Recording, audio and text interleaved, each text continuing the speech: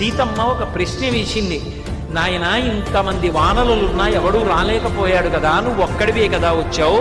రేపు పొద్దున్న రామరావణ సంగ్రామం ప్రారంభమైతే ఎవడు రా నాయన ఈ లంకా పట్టణానికి రాగలిగిన వాడు అని అడిగింది. అడిగితే ఆయన అన్నారు, అమ్మా నీకు తెలియక అడుగుతున్నావా? నీకు తెలిసే ఈ ప్రశ్న వేస్తున్నావు. సాధారణంగా అంతఃపుర స్త్రీల దగ్గరికి పంపించేటప్పుడు తన దగ్గర ఉన్నటువంటి వాళ్ళల్లో తనతో అందరికన్నా తక్కువ బలం ఉన్నటువంటి వాణ్ణి పంపిస్తారు.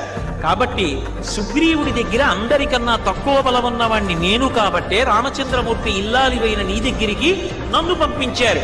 సుగ్రీవుడి దగ్గర ఉన్న ఎవరైనా నాతో సమాన బలురు, నాకన్నా అధికులు.